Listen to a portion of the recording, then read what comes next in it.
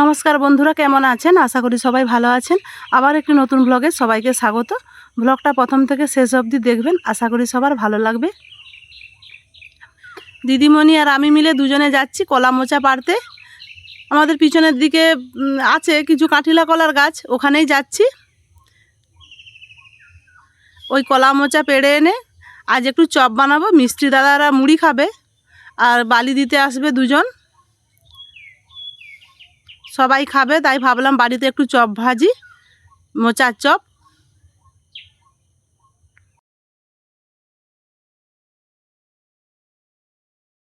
আর এই কলা গাছ আমার শাশুড়ি মা লাগিয়েছিলেন। এদিকটাতে সেরকমভাবে আসা হয় না, কলা গাছ আছে, তাই কলা কাঁদি পড়েছে তো সেই জন্যে আসলাম, নাহলে খুবই কম আসে এদিকটাতে। একটা কলা কাঁদি কাটার মতো হয়ে গেছে, বৈশাখ মাসে কাটবো ভাবছি। আর এটা কলা মোচা পাড়বো। দিদিমণি ছোটোখাটো মানুষ আছে, বেড়া দেওয়া আছে, বেড়া গলিয়ে চলে গেছে, আমি যেতে পারবো না। এই যে এই কলা মোচাটা দিদিমণি পাড়বে। আর কাঁঠিলা কলার মোচা খেতে দারুণ লাগে। এদিকে বিচে কলা আর কাঁঠিলা কলা, এই দুটো কলার মোচা খেতে খুব ভালো লাগে। দিদিমণি কলা মোচা পাড়ছে, আমি বলছি হ্যাঁ টানো টানো, চেষ্টা করো, হয়ে যাবে। দিদিমণির চেষ্টা চালাচ্ছে, এখনও হচ্ছে না, কিন্তু চেষ্টা চালিয়ে যাচ্ছে। কলা মোচাটা কাটা হয়ে গেছে। এখন নিয়ে গিয়ে ছাড়াতে হবে। কলা কাঁদি একটা আছে, কাঁঠিলা কলা ওই 3 ফেনা আছে, 4টা ফেনা। ওটা এখনো পারবো রে, বৈশাখ মাসে পারবো। মোচা পাড়া হয়ে গেছে, বা দিদিমণি আর আমি বাড়ি যাচ্ছি। আর আমাদের এই দিকটার পরিবেশটা দেখুন কি সুন্দর। এটা পশ্চিম দিক, আমাদের বাড়ি থেকে পশ্চিম দিক। এক পাশের দাদাদের বাড়ি এদিকটাতে, পশ্চিম দিকটাতে, আমাদের বাড়ির পশ্চিম দিকে। আর কলা মোচা গিয়ে ছাড়াতে হবে, আর কলা মোচা ছাড়াতে তো একটু সময়ও লাগে। আর এই মোচার চপ খেতে সত্যি খুবই ভালো লাগে। আজকে ছেলেও বিকেলে বাড়ি আসবে, আজকে তার পরীক্ষা শেষ হলো, ইন্টারনাল পরীক্ষা ছিল। পরীক্ষা শেষ হয়েছে, সব ছেলেরা এবার বাড়ি যাবে, সেই জন্য মেসে কেউ থাকবে না, সেই জন্য সেও চলে আসবে। মোচাটা রাখা থাক, আঠা ঝরুক, তারপর কাটবো। দিদিমণি মোচা ছাড়াতে বসে গেছে, বলছে একটু কালো কালো আছে। বললাম যে যতটা নেওয়া যায় ততটাই নাও, চপ হবে তো, এর সঙ্গে তো আলু থাকবে। বলছে প্রথমে 2টা 3টা বাদ যাবে, তারপরে নেওয়া যাবে। কবে থেকে মোচাটা পড়েছে আমরা তো দেখিনি, দেরি হয়ে গেছে মোচাটা পাড়তে। আরও কিছুদিন আগে পারলে হয়তো পুরোটাই ভালো পাওয়া যেত।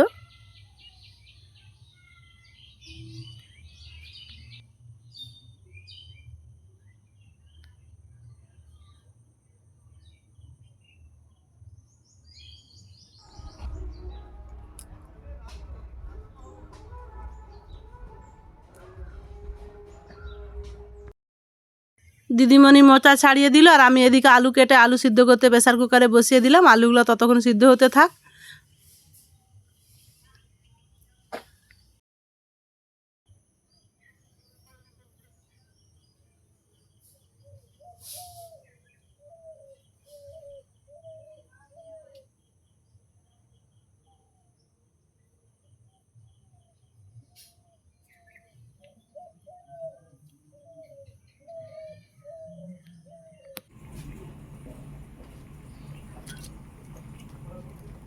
আলুটাকে সেই ধারে বসিয়ে দে, আলুটা গ্যাসের অন্য ধারে সিদ্ধ হতে থাক, আমি ততক্ষণ একটা চপের মশলা বানিয়ে নিই।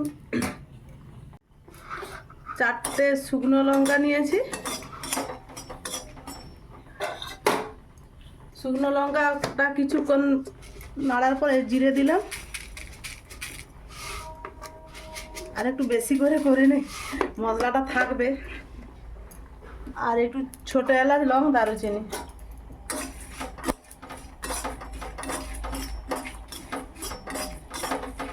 চপের এই মশলাটাই চপে দারুণ স্বাদ বাড়ায়।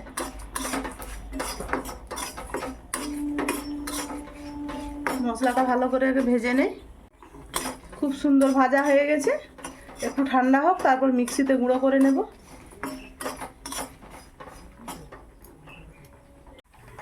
মশলাগুলো একটা থালাতে ঢেলে নিয়েছি ঠান্ডা করার জন্য, আর এখানে একটু জল বসিয়ে দিলাম, মোচাগুলো সিদ্ধ করব। এইটুকু মোচা বেরিয়েছে।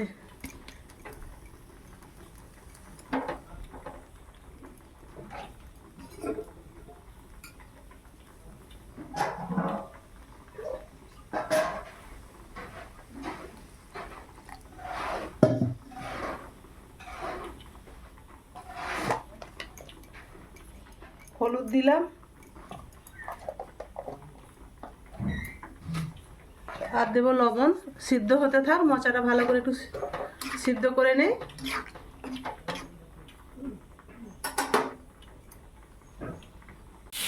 গ্যাসটা নিভিয়ে দিই, আলু মোচা সব সিদ্ধ হয়ে গেছে। মোচাটা ভালো করে জল ঝাড়িয়ে নিতে হবে এই ঢাকাতে ঢেলে।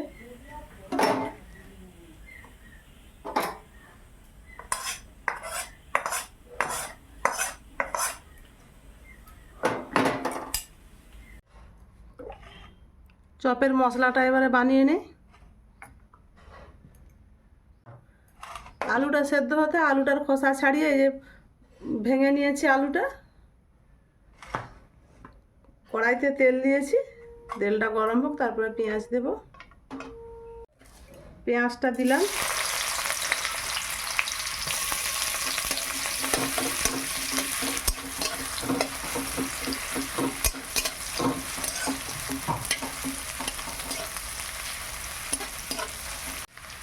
পেঁয়াজের সঙ্গে টমেটোটা দিয়ে দিলাম।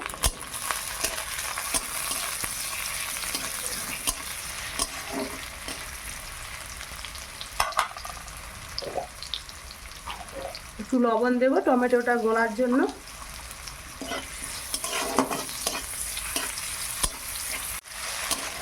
খুব সুন্দর করে ভাজা হয়ে গেছে, এবার আদা রসুনের পেস্টটা দিয়ে দেই।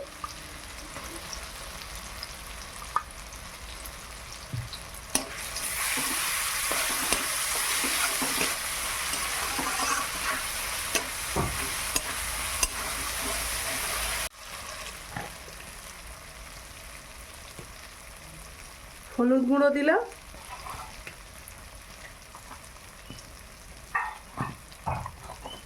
আর দেবো লঙ্কার গুঁড়ো। লঙ্কার গুঁড়ো কম করেই দেবো, কেননা শুকনো লঙ্কা ভেজে গুঁড়ো করা আছে।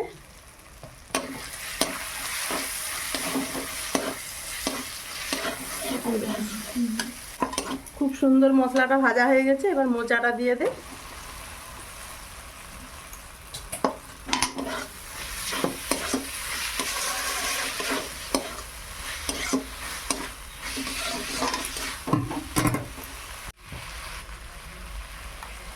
এবার আলু সিদ্ধটা দিয়ে দিলাম।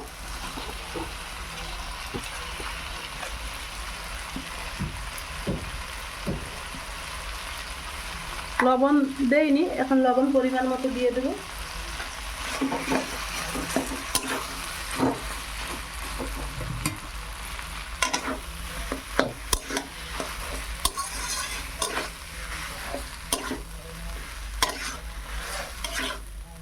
খুব সুন্দর ভাজা হয়ে গেছে, এবার বাদাম ভেজে গুঁড়িয়ে নিয়েছিলাম, বাদাম ভাজা একটু দিয়ে দিলাম।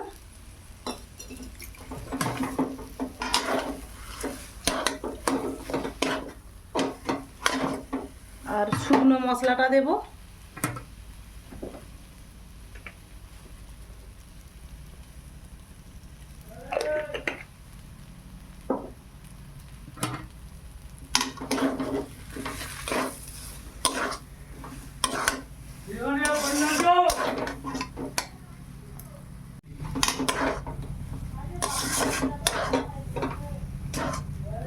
খুব সুন্দর হয়ে গেছে মশলা, এবারে নামিয়ে নে।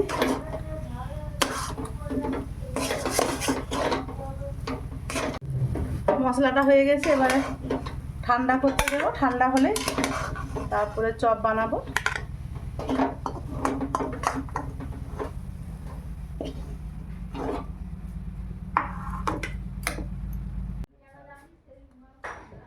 এবার দাদারা মুড়ি খাবে, চপটা ভেজে নে।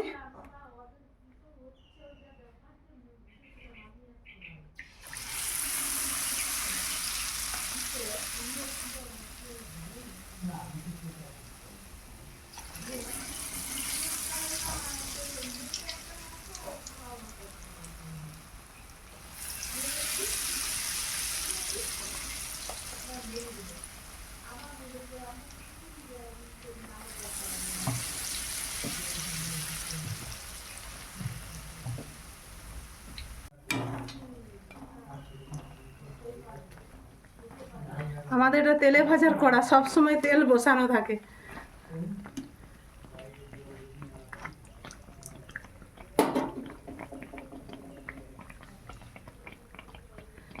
বালি দিতে এসেছিল ভাইদের, তাদেরকে চপ ভেজে আগে খেতে দিয়েছি, তারা খেয়ে দিয়ে চলে গেছে। এবারে মিস্ত্রি দাদারা 4 জন খাবে, এদের জন্য ভাজছি। এখন ভীষণ কাজের চাপ, আবার দুপুরে ভাত হবে। এই মুড়ি খাওয়ার ঝামেলাটা হয়ে গেলে তারপরে আমি ভাতের জোগাড়ের দিকে যাব। চপগুলো খুব সুন্দর লাল লাল করে ভাজা হয়ে গেছে, এবারে তুলে নে।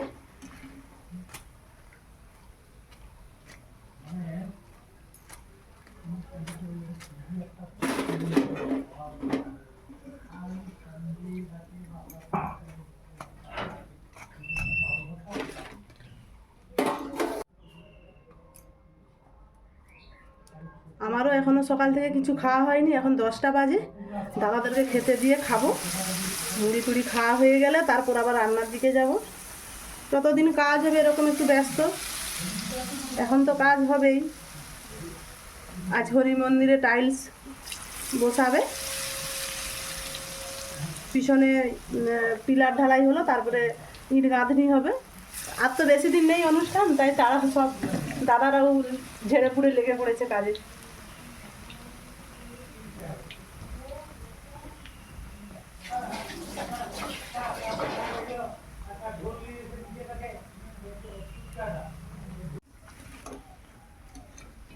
হয়ে গেছে সব চপ ভাজা।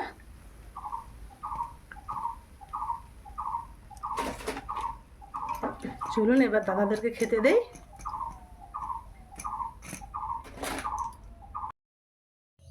দাদাদের খেতে দিয়েছি, দাদারা খাচ্ছে। খেয়ে বলল খুব সুন্দর হয়েছে চপ। আর আমার ঘন্টা তো আছেই, ঘন্টাকে ডেকেছি, এই যে ঘন্টা চলে এসছে চপ নিতে। আর বন্ধুরা, আমার এই ভিডিওটি যদি ভালো লেগে থাকে আপনারা লাইক, কমেন্ট, শেয়ার করবেন, সাবস্ক্রাইব করবেন, আমার পাশে থাকবেন। আজকের মতো আসছি।